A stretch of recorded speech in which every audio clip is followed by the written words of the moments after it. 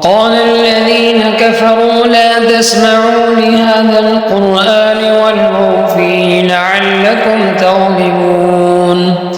فلنذيقن الذين كفروا عذابا شديدا ولنجزينهم أسوأ الذي كانوا يعملون ذلك جزاء أعداء الله النار لهم فيها دار الخلد جزاء بما كانوا بآياتنا يجحدون وقال الذين كفروا ربنا أرنا الذين أضلانا من الجن والإنس نجعلهما تحت أقدامنا ليكونا من الأسفلين إن الذين قالوا ربنا الله ثم استقاموا تتنزل عليهم الملائكة ألا تخافوا ولا تحزنوا وأبشروا بالجنة التي كنتم توعدون نحن أولياؤكم في الحياة الدنيا وفي الآخرة ولكم فيها ما تشتهي أنفسكم ولكم فيها ما تدعون نزلا من غفور رحيم ومن أحسن قولا ممن دعا إلى الله وعمل صالحا وقال إنني من المسلمين ولا تستوي الحسنة ولا السيئة ادفع بالتي هي أحسن فإذا الذي بينك وبينه عداوة كأنه ولي حميم وما يلقاها إلا الذين صبروا وما يلقاها إلا ذو حظ عظيم وإما ينزغنك من الشيطان نزغ فاستعذ بالله إنه هو السميع العليم ومن آياته الليل والنهار والشمس والقمر لا تسجدوا للشمس ولا للقمر واسجدوا لله الذي خلقهن إن كنتم إياه تعبدون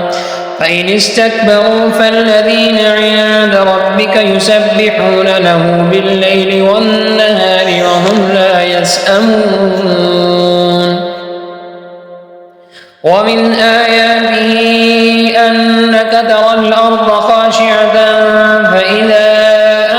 أنزلنا عليها الماء اهتزت وربت إن الذي أحياها لمحيي الموتى إنه على كل شيء قدير إن الذين يلحدون في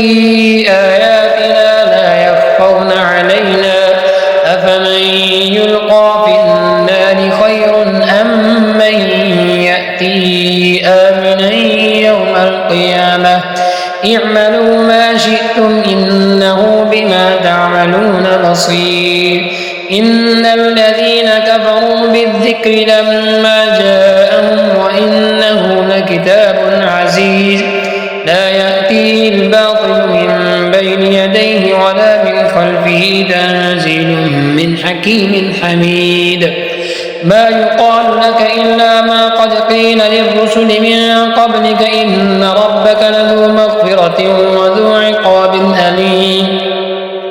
ولو جعلناه قرآنا أعجميا لقالوا لولا فصلت آياته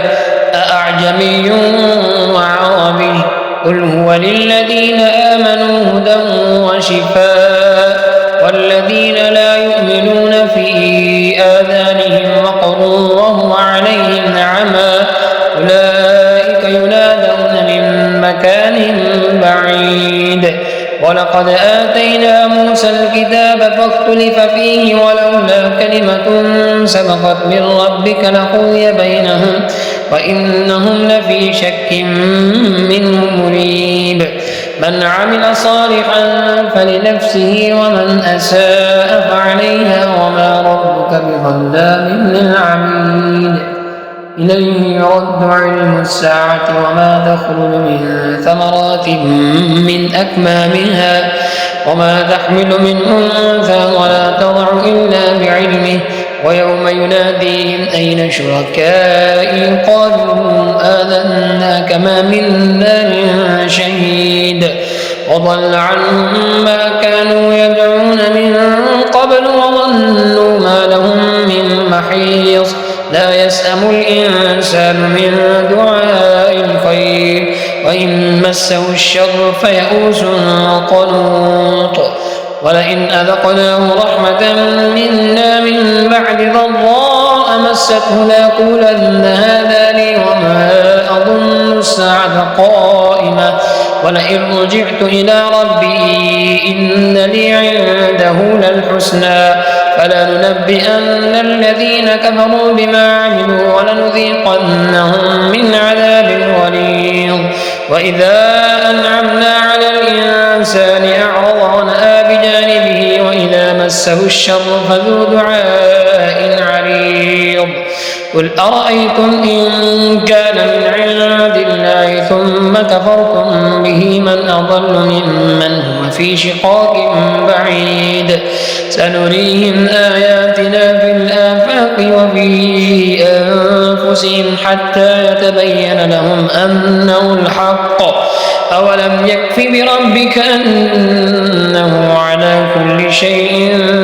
شهيد ألا إنهم في مرية من لقاء ربهم ألا إنه بكل شيء محيط.